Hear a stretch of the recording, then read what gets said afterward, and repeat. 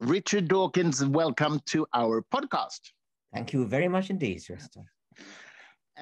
Richard, I wanted to talk to you about the God Delusion. We are publishing it now in Swedish, 15 years since it was first published. And I want to ask you, I want to go back to before you wrote this book. I mean, you had written many books on science before that, and suddenly you go into this very different topic in a way. How did that happen? How did that come about? It's not all that different, Krista. It's, I think all my books have always been implicitly atheistic. And the atheism that I espouse has always been from a scientific point of view. I've always regarded theism as a scientific hypothesis about the nature of the universe and life, albeit an erroneous one, but nevertheless, I see it as an alternative to the scientific worldview. And therefore, it wasn't a great departure for me to write The God Delusion.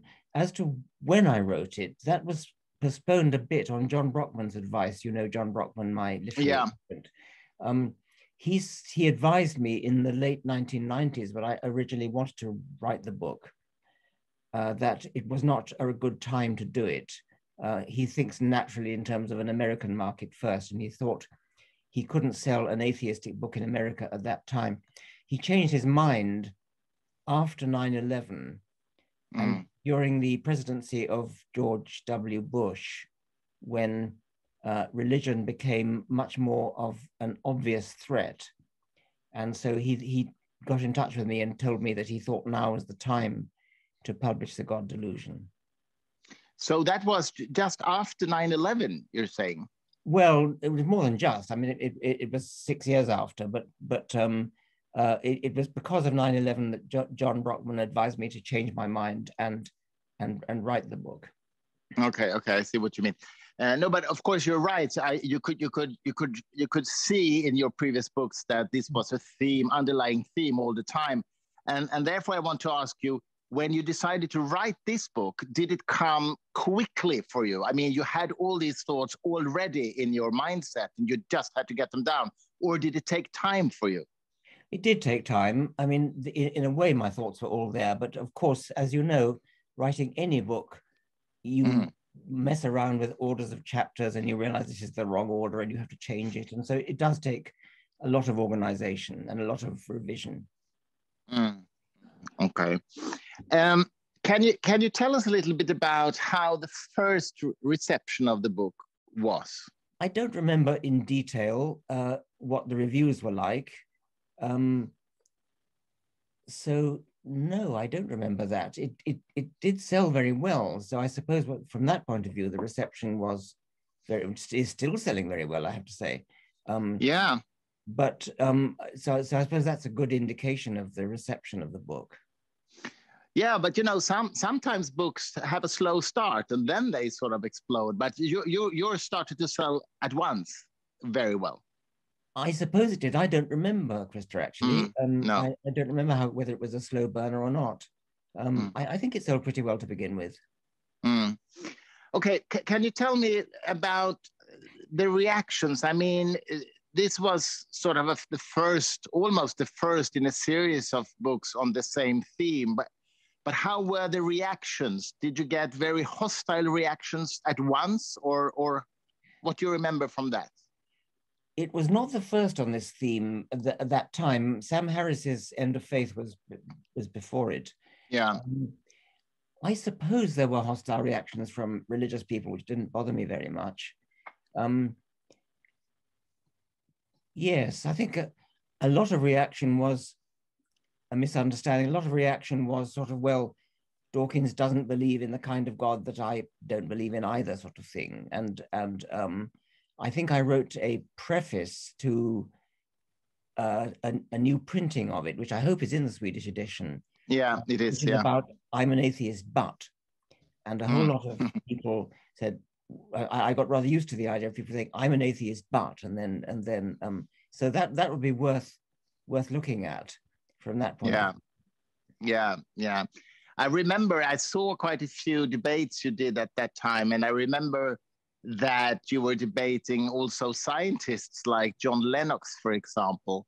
There is one debate with him on YouTube, and I've actually debated him as well, so that's why I remember it very well. Isn't it weird? I mean, he's a mathematician, isn't he? And he's evangelical Christian. I believe he's a mathematician, yes. I mean, he's in Oxford. I don't know anybody who's come across him as a mathematician in Oxford. I suppose he is. Okay. He did something, I think, rather dishonest, which I don't mind disclosing to you. I had a debate with him in the Oxford University Museum, and I wanted to expound what I call the Eddington concession. And by that I mean the following. Eddington was a famous astronomer who, and physicist who wanted to explain that the second law of thermodynamics was very, very fundamental in physics. And the way he did it was to say, you may mistrust you may mistrust Maxwell's equations, but so much the worse for Maxwell's equations. You may mistrust experimental data, but so much the worse for experimentalists. But if you don't believe in the second law of thermodynamics, then I can offer you no hope. There's nothing for it but to collapse in deepest humiliation. Now, that I call the Eddington concession. You bend over backwards to concede something, which of course he wasn't conceding that there was anything wrong with Maxwell's equations. He wasn't really conceding that physics experiments should be mistrusted, but he was saying, compared with the second law of thermodynamics, it's a different order. And I wanted to say that's called the Eddington concession. And I used the Eddington concession at the beginning of the John Lennox debate, because I had a previous debate with him on radio when I had extracted from him an admission that he believes in the most naive miracles, like turning water into wine and walking on water, things like that, which no sophisticated theologian actually believes in. And so I said something like, using the Eddington concession now, I could imagine just about being convinced by an argument that there must be a God, a sort of physicist God, a kind of deist God who set up the universe and then stood back and did nothing. But compared with the God that John Lennox believes in, who walks on water and turns water into wine, do you see the connection? Yes, of course. I'm using the Eddington concession. And John Lennox pretended later, not on the spot, but later, he pretended that I was actually admitting a deist God. Oh, yeah. Okay, but because I said, compared with believing in water into wine, the deist God is not totally ridiculous. That's what I was implying. Mm. A couple of days later, he did another lecture in Scotland. And I happened to have a friend in Scotland who attended his lecture, and she took detailed notes. This was in Inverness. She took detailed notes in which he said, Dawkins is coming round. Dawkins is becoming, this was a deeply dishonest maneuver on his part, and he's never really apologized for that. So I don't like debating with him anymore. I certainly understand that. I think there's always been a trend that religious people want to sort of kidnap scientists and say they are religious, like Einstein, for example. Einstein, exactly, yes, exactly. Yeah. I mean, Einstein, unfortunately, was very indiscreet in his language. He was always using the word God in his language, by which he simply meant, the wonderful things about the universe which we don't yet understand. Exactly. And religious people like to jump on that and say, oh, Einstein was religious. And of course he wasn't. Yeah. No, he wasn't. And you can see it very clearly from his letters, actually. That's where it really shows that he really did not like religion at all. And he didn't like to be called religious. So, but a lot of religious people want to have these scientists to hold up, I think. Yes, and show off. He did call himself religious from time to time, but by that he meant spiritual, a kind of just sort of bowled over with wonder at the beauty of the universe. That's what he meant. And they take it to mean believing in a supernatural God, which he was absolutely adamant he did not believe in. That's so true. I must ask you what's always asked to an author a couple of years after a book was published. Have you changed your mind about anything in the God Delusion? No. You haven't? No. Not even the slightest thing. Well, I haven't read it lately, but I don't think so. I mean, there may be the odd factual error about something, you know, like some matter of history or something, but not in fundamentals, no. No. Which is a pity because, you know, scientists like changing their minds. It's a good thing for a scientist to do, unlike a politician. Yeah, unlike a politician, yeah, that's true.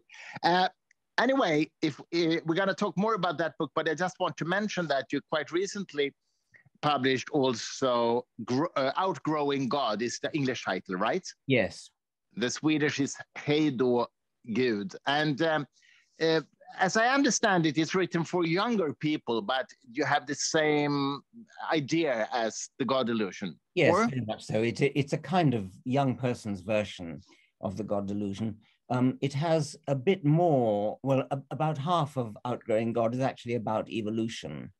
But apart from that, you can think of it as a kind of junior version of the God Delusion.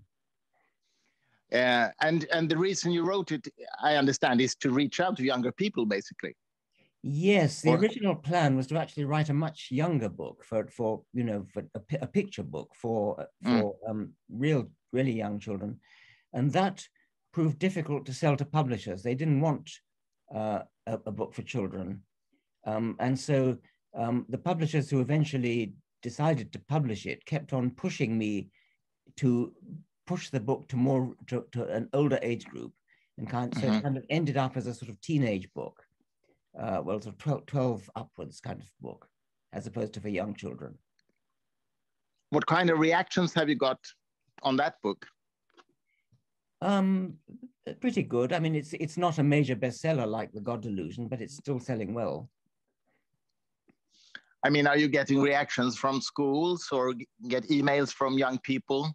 Yes, from time to time. It's not a school textbook. I mean, it's not been adopted as a textbook for schools, which the God Delusion has actually a little bit with religious studies. I've been quite encouraged by that. I sometimes get letters from teachers of what they call religious studies or religious education, who use it. It wasn't designed for that. There's also one hotel somewhere in the north of England, in the Lake District actually, which has replaced the Gideon Bible with God Delusion in the hotel, in each hotel bedroom. That's wonderful. Yes. That's really wonderful. I can tell you, I don't think I ever told you this, that like 12, 13 years ago, I made a little campaign in Sweden because we also have the Gideon Bibles in all the hotels, you know. Yes. And in the Scandic hotel group, they actually decided to remove the Gideon Bible and instead have a little library in the reception with the Quran, with the Torah, and with the Bible and so on. And the Swedish church protested strongly against this and said that we will take away all our bookings of your hotel until you put it back. So they put it back. They didn't dare to take it away. That's real blackmail, isn't it? I mean, that's yes, it is. That's shocking. Yes, and I wrote an article in a Swedish paper saying that the church is doing what they always done. Before they threatened with the anger of God, and now they threaten with economic repression instead. So same style, which is quite interesting. Anyway. The God Delusion, as you know, it has been also unofficially translated to Arabic and published as a PDF on the internet. And as I understand it, it's been downloaded like 15 million times or something like that. It's an amazing. Have you heard? Yes, it's wonderful. And it's a friend of yours who did it, isn't it? Well, it's someone at least who lives in Sweden, yes. Yeah. I think you met him once. Yeah. I think I met him at your house. That's true, yeah. Well, and have you heard any, I mean, have you got any reactions from the Arabic world? Oh, yes. This project, which you know about, the PDF which he downloaded, sorry, which he uploaded, and which has been downloaded that so many million times, that gave rise to a new idea, which my foundation, the Richard Dawkins Foundation for Reason and Science in America, took up, which is what we call the translation project, in which we pay people, professional translators and revisers to translate my books, and we hope other people's books later, into not just Arabic, but all 4 major languages of the Islamic world. So that's Arabic, Urdu, Indonesian, and Persian, Farsi. And that's now going very well. And so it was the inspiration of the original Arabic translation, which you know about, which led us to do that. And so that's a very successful, these PDFs of a free download. So I did get no royalties from that. But of course, I'm delighted to have the word spread in the Islamic world. Mm. Do you get emails from people in that part of the world as well? Yes, I do. From Egypt, from Saudi Arabia, from Iran. And what they all say is that the undercurrent of atheism in these Islamic countries is much stronger than you would guess. And because, of course, they have to be secret, they have to be clandestine. And so I take great encouragement from these letters that I get from those countries. Mm. Yeah, it's really fantastic. I can tell you a story about that. I used to go to a, what you call it, haircutter here in where I live, and he is from Iraq.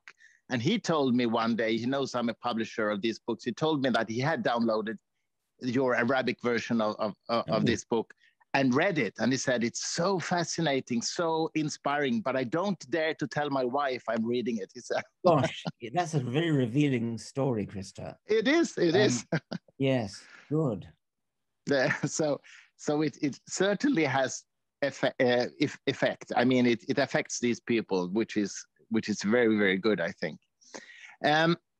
Okay, so tell me, I guess you're following the sort of scientific trends right now. I want to check if you agree with me on this. I get the feeling that there is some kind of, how to explain this, religious urge in some scientific fields like consciousness, for example, where there is a lot of ideas trending, like panpsychism, for example, that consciousness is a part of matter, or like, what's his name now? Donald Hoffman, a cognitive scientist, says that the world is materialized in consciousness. Consciousness is the fundamental quality of reality, and so on. And when I hear all these things, I get the feeling that it's some kind of religious urge behind these ideas. Do you understand what I mean? Yes, I mean, it's absolute bollocks, of course. I mean, but the interesting thing is it's trending among people who consider themselves non-religious. Yes, I mean, consciousness. What do you think about it? Is something that arises from the extreme complexity of nervous systems, and it's one of the great wonders of the brain that they have become conscious. The idea that consciousness somehow inheres in matter just because it is in brains. That I mean, some mystically inclined people even say that electrons are conscious, and of course that simply dilutes the idea of consciousness to nothing. It simply means that they're not using the word consciousness in any kind of sensible way at all. But why do you think this is happening right now? Because it is trending. I mean, I see it everywhere. Well, consciousness is deeply mysterious. We don't understand it. But to try to imply that therefore everything is conscious, the universe is conscious, electrons are conscious, atoms are conscious, is just evading the problem, is ducking the problem. It's a difficult problem. It needs solving, but that's not the way to solve it. No, I completely agree with you. I just find it fascinating that it seems like even, good scientists seems to be fascinated by these kinds of ideas. I mean, it's a lot of books coming out right now tending to those ideas. Well, I would cross-question them and say exactly what it is they do believe. Ask them exactly what it is they do believe. Yeah, because I always get the feeling that the panpsychism idea doesn't even have any explanatory power. It doesn't explain anything. Certainly not, no. Okay, but tell me, I want to stay with the consciousness a little bit. What do you think about these ideas now with psychedelics, that psychedelics could teach us something about consciousness? Well, you know, Sam Harris is dealing with that a bit. I don't feel qualified to answer that until I've actually taken a psychedelic drug, which I haven't. Plan to do that? I feel a mere amateur. I've read some people who have, and I'm kind of impressed with the experiences that they have had from Aldous Huxley on. And I have occasionally been tempted. I have a friend who, from time to time, offers to mentor me through an LSD trip. She said she would take a half dose in order to make sure I didn't jump out of the window or anything like that. Good. But I haven't yet taken her up on it. I had a cousin of my father, actually, who was a great authority on this in California. I think he actually introduced Aldous Huxley to some of these drugs. So I wrote to him and asked him for his advice, and he actually advised me not to take psychedelic drugs. He said the danger of a bad trip is too great. So I haven't done it. I'm open-minded enough to believe that it's possible that it might have some kind of enlightening effect. I did go to Canada once to Michael Persinger's lab.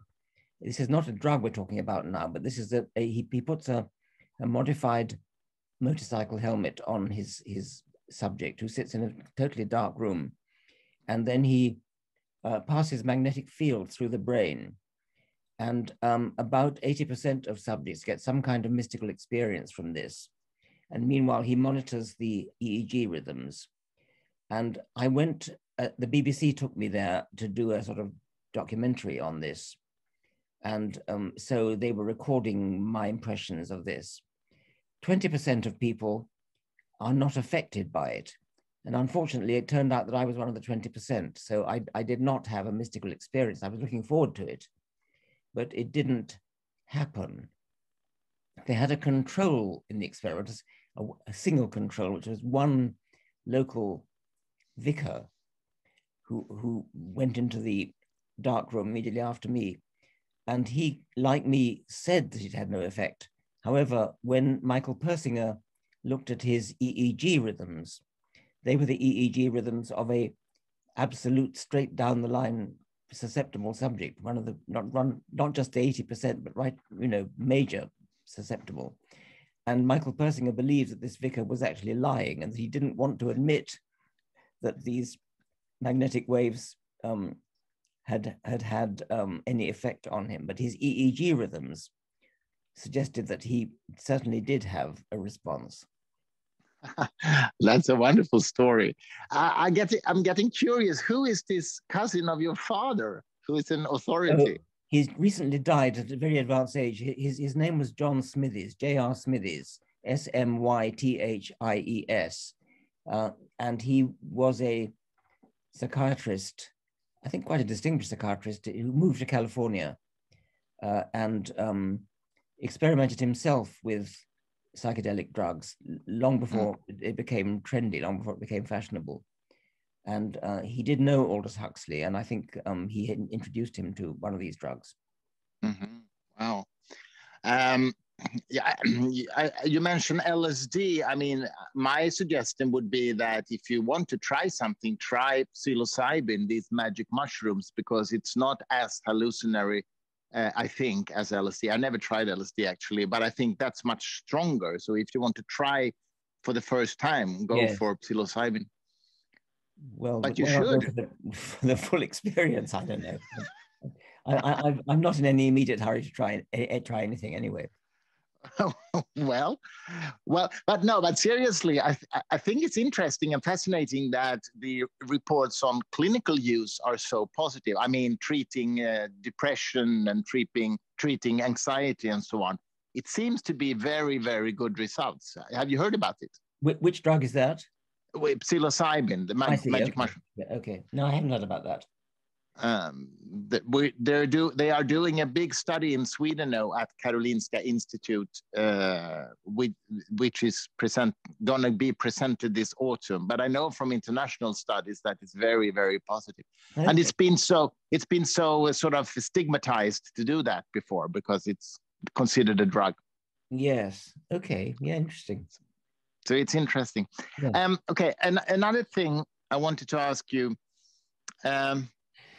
Which is I find quite depressing, is that, I mean, you know of all these conspiracy theories that is around now in the world, QAnon conspiracies and, you know, weird ideas about vaccine and microchips and, you know, all these things. And to me, it seems like presenting evidence or having reasonable conversations, it doesn't help. People believe the weirdest things you can imagine still. What do you think about that? Do you get depressed from it? Yes, it's in a way praiseworthy that people are skeptical.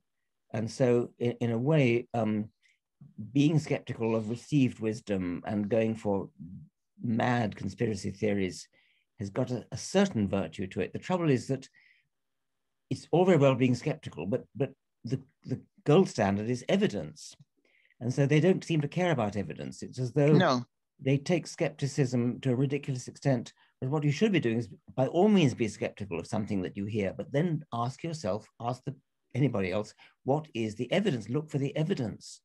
And in the case of most of these conspiracy theories, there's no evidence for it. They just hear it blowing through the internet and say, oh, that sounds interesting. I believe that. That feels right to me. Feelings are not important. Nobody should care. Feelings just don't matter. What matters is evidence. And so always look for evidence. And that, of course, is what science is all about. So it is reasonable to be skeptical of some authority who's spouting off, even if he calls himself a scientist. But then what you should do is look at the evidence. Look at the published evidence. Yes, and to me it seems like this is just getting worse all the time. I mean, so many people are getting so engaged in these conspiracy theories, and it's even breaking up families, it seems. So what kind of psychological mechanisms do you think is behind this? I mean, from an evolutionary perspective, why are we so bad at judging things? Why do we believe these things? I don't have an explanation for any recent trend. I mean, I think fashionable trends are interesting from an evolutionary point of view. And so whether it's a fashion for a particular type of clothes or hairstyle or something like that.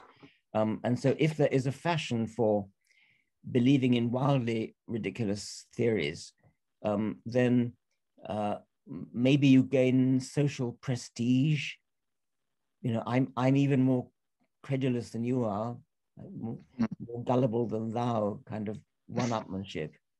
But there's not a very good explanation that I can think of. No, these conspiracy theories has really turned into memes that are spreading very fast. Yes, especially in America. But is Sweden similarly infected by them? Sorry, what did you say? I'm thinking that this is true in America, but is Sweden similarly infected? Oh, yes. I mean, the QAnon conspiracy movement is growing in Sweden rapidly right now. So you mean people believe Biden stole the election from Trump and that kind of thing? Some people do. I mean, of course, it's not a big group in Sweden, but I mean, we had just 2 weeks ago, there was this big demonstration with hundreds of people out on the streets in Stockholm believing that. Yes. Yeah, that is depressing. It is depressing, and they believe that corona pandemic is a fake, and they believe that the vaccines will also inject a microchip, so we'll be controlled by some kind of secret global elite or whatever. I mean, completely nutcase theories. From a mimetic point of view, it's actually very interesting. I mean, that nutcase memes do seem to have an appeal. And maybe it's the historical legacy from earlier things, witch hunts and witch burnings and things like, which were similarly epidemics of nonsensical ideas that had a kind of infectious property that people could catch them from each other. Yeah, and I'm also thinking, this is just an amateur idea, of course, but I'm thinking that could it have something to do with the fact that some people feel that they don't matter. They don't matter to anyone, and they don't have they have a lack of meaning in their lives. And then they find something that is sort of bigger than themselves, a mission, and they come together in groups with people who likes them or loves them in this group, of course. And that creates meaning, and that makes them matter. Could it be something like that? That's interesting, yes. And I suppose the internet has kind of made that possible. Yes. I mean, maybe people always felt they didn't have any meaning, but before the internet came along, there was nothing they could do about it. Now they can go on Twitter and Facebook and recruit a group of similar lunatics from around the world, and get together with them and kind of have a little mutual party of people with similar ridiculous views. Makes it feel good. That sounds plausible to me, yes. Yeah. But previously, when people just lived in physical villages and towns, you didn't meet anybody else who had the same ridiculous views as you did. And so there was no reinforcement. No, exact. That's really, that's an effect of the internet. That's a bad side effect of the internet, without doubt. So the internet now makes kind of villages of people who are not geographically located together, but they're mentally located together, having the same degree of stupidity, but located in different parts of the world. Yeah. Exactly. I must tell you about, when we speak about memes, I don't know if you are aware of that, but the concept meme, the word meme, is actually used by kids in internet relations. My 11-year-old son talks about memes all the time. And to him, a meme is a little video clip that he creates, and he spreads it, and he wants to get as many likes as possible for that little clip. Yes. And he has no idea it comes from you. That's a subset. That to the extent that the aim is to get lots of clicks. I mean, that does make it a meme, but it's only a very, very small part of what constitutes a meme. Yeah. That's true. That's true. A little bit more, I'd like to talk to you about evolution, actually. I mean, you've been working on evolution science for many, many years. Are there any discoveries in the research of evolution recent years that have surprised you?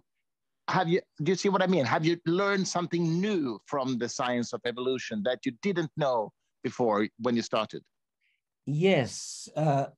What's new, I suppose, is molecular genetics, where the kind of abilities that in Darwin's time, methods available in Darwin's time for working out pedigrees, working out relationships between animals, have now been vastly improved and increased by molecular genetics. And so whereas Darwin could note homologies in skeletons, for example, and note that the tetrapod hand, mammalian hand, the vertebrate hand, can be compared in bats and whales and lungfish and humans, etc. Nowadays, that kind of thing can be done in massively greater detail at the molecular level. And that has thrown up some genuine surprises.